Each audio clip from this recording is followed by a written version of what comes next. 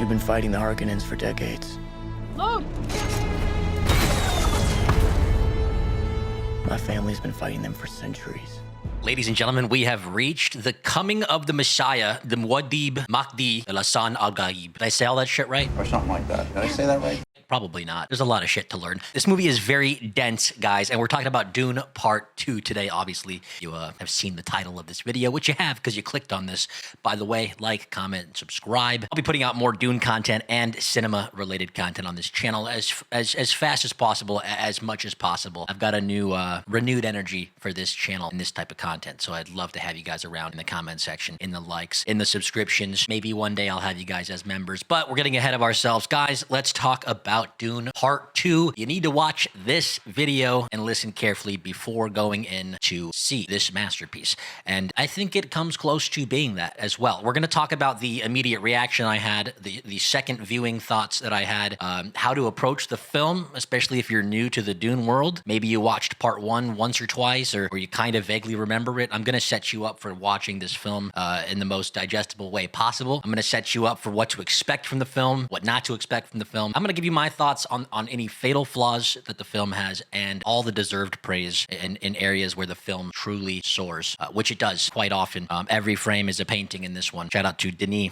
the director, for just being a masterful craftsman when it comes to visuals and visual storytelling, which is what film's all about, right? So let's dive into it, guys. This is what you need to know before seeing Dune Part 2 in theaters. Now, I recommend watching it in IMAX, or perhaps if you're a roller coaster fan, check out the 4DX viewing. I recommend that on your second go around. Watch the video in the description if you want to learn about IMAX versus 4DX and how the experience goes for that. But we're going to talk about the film here, spoiler free. So my immediate reaction walking out of the theater, and we're going to compare this to Part 1 here, is that it is a lot thicker. It is a lot more dense when it comes to actual story beats, plot happenings, goings on with characters. More important things happen quicker in this film, including action. There's a lot less downtime, I feel, in this movie compared to the first one. So if you're trepidatious about going in because the first one maybe bored you a little bit or lost you, didn't have enough of that visceral action that you might have came to expect, this one has it, although it is still lacking in some areas in that regard. I'll talk about that in a bit as well. This is an action movie, though, more so than the first one. It definitely is. And the way the action is shot is, it brings you in every time there's a scene. Every time there's an action scene, you feel like you're right there in the scene. Everything feels real. It doesn't feel like they're using some bullshit volume stage hardware studio. They're out there in the desert, or what it feels like. For the most part, they're there. You're there with them too, the way they shoot it. So this film is going to drag you in, bring you in a little harder, I think, than the first one. So be excited for that. Now, after watching it on a second viewing, I mentioned there was some elements that were lacking in terms of action. I think because the story is so expansive and there's a lot of world building that has to go on, they sacrificed some of the storytelling within the action scenes, especially when it comes to the climax of the film. Get ready for the film to wrap itself up very quickly and very neatly, but also somewhat in a parallel to the way the first one ended. If you look at the way these films both end, people say this has a better ending. I think so. Obviously, it's more of the complete second half of a story, but it kind of very much parallels the way the first one ends. And I'm not going to say more than that, just I don't want to spoil it. But there's a lot of parallels with the way this movie wraps itself up and sets itself up for Dune Messiah, the Part 3 of the story, which I think is going to happen in about 5 years from now. Denis says he wants to take a break from the Dune world, and I think that'll let the fans breathe a little bit and demand more and more as time goes on. So that's going to be cool. It's going to be really cool to see how they take this story forward. When you see the ending, you'll know what I mean. Now, how do you approach this film as maybe a Dune novice, or maybe somebody who's not as interested in the world? Well, first of all, I'd ask who's dragging you to the movie if you're not already super interested in this. Second of all, I would say, really, I don't know. I think you really gotta temper your expectations when it comes to trying to understand every little piece of dialogue or every little morsel that they drop. There's a lot of book themes and ideas that are kind of glazed over that a first-time viewer of Dune or a person who's entering this world relatively new or relatively fresh, you're not going to quite catch all of the lore, especially on a first-time watch. It might take you a little bit more introspection to connect with the film if you haven't read the book, because it is almost a Cliff Notes version of the book, because it has to be. You got 3 hours max usually for a film in theaters, and you got to tell 1,000 pages of story. It's just not going to happen. So be prepared for some shit to go over your head, and some things to feel a little rushed. That's okay. I think that makes me want to read the book even more, and it might have you coming out of the theater already on your Amazon Prime ordering a book, like I did when I watched the first movie. In preparation for this, I went out and bought the book afterwards because I wanted to dive deeper. I think this movie does justice to the world of Dune while still allowing the book to have its own thing, and that kind of creates a nice opportunity for the fan base to dive deeper into this world, similar to like other franchises like Lord of the Rings.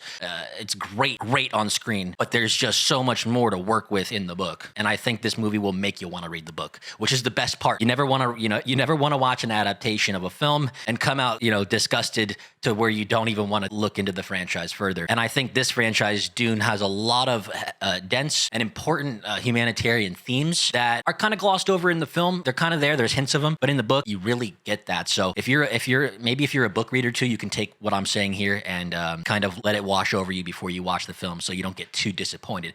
And if you're not a book reader, if you're fresh to the world, just keep in mind it's going to be a little dense for you, although vaguely dense, if you understand what I mean. Hopefully, I conveyed that message properly. Now, what are the fatal flaws of this film? Are there things you need to look out for? Are there things going to bother you? Probably, especially if you're a book reader. Like I said, the ending, although tied up pretty neatly, all the loose ends are kind of wrapped up in a bow, so to speak, with some caveats. I'm not going to spoil it. But if you're a book reader, the fatal flaw is the lore and world building is there, but the depth of it is not. Obviously, a film has trouble doing that compared to a book. It's like reading Cliff Notes versus an encyclopedia. It's a different vibe. I digress. The film still manages to get the spirit of the book relatively in a relatively good manner. So I think you'll be satisfied if you're a book reader, but there's going to be caveats along the way where you're gonna be like, damn, they skipped that, or man, they really rushed this storyline. I miss this character. Why is he not in the movie? There's a few key players in the book that are just washed over in both part 1 and part 2, and I think the fatal flaws are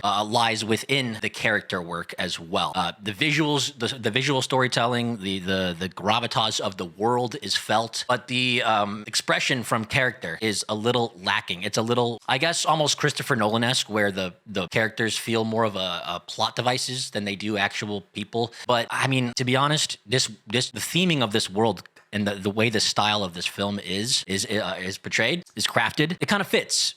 And you do get one shining bright light, a couple actually, in terms of characters that bring the levity and the expression of character to the screen in a satisfying way, and that is Javier Bardem's character, Stilgar. He is the shining light. He makes you want to watch this movie again just to experience those moments of joy and wonder, and he kind of is almost an audience member placed into an audience fanatic placed into the movie. That's how he feels. And so he's able to relate a sense of levity and a sense of character to the audience that got visceral reactions. He probably had the most audible visceral reactions from the audience every time he spoke. The other character that really brings some weight to the story and shines and pops on screen is Austin Butler's Feyd-Rautha. He really brings that lightning, that opposition to our main character, the black and white. You really see those themes contrasted and portrayed literally in black and white in certain scenes. I'm kind of rambling here, guys, towards the end of this spoiler-free review, but these are just my jumbled thoughts after watching the movie, not only once, twice, but 3 times. Now, what am I going to praise outside of those 2 characters? Like I said, the action, stunt work, choreography, visuals, all of that brings you right into the world. It's just, you contrast that with the fact that this is a Cliff Notes version of Dune, and you kind of get this bittersweet experience. I would give it an 8 out of 10, 8.5 out of 10 on a good day. I would say this ranks right up there with the first movie. It might be dead even, just different experiences in my opinion. Although this one is more bombastic, this one has a little more heart to it and a little more levity, despite going darker in some of the aspects of the story. It's a weird dichotomy that this film brings, and it brought me back to the theater not only once, but like I said, 3 times theaters already. I'm gonna do a fourth 70 millimeter full authentic IMAX experience soon when the seats stop selling out, because my God, especially out here with the only 70 millimeter projection theater in the area, it's almost impossible to get a goddamn ticket unless you want to break your neck back, you know? Who wants to do that? Or at the front, excuse me. Unless you want to break your neck at the front of the goddamn thing. I'm rambling. Guys, look, this was my you need to see this before watching, spoiler-free overview, review, rant, ramble, blah, blah, blah, blah, blah of Dune Part 2. I wanted to get this video out quickly, so forgive me if it's a little hasty and unorganized. Whatever. I love you guys, 3000. This has been Stark Cinema. Please subscribe, like, comment down below. I'll see you in the next video, guys. What deep?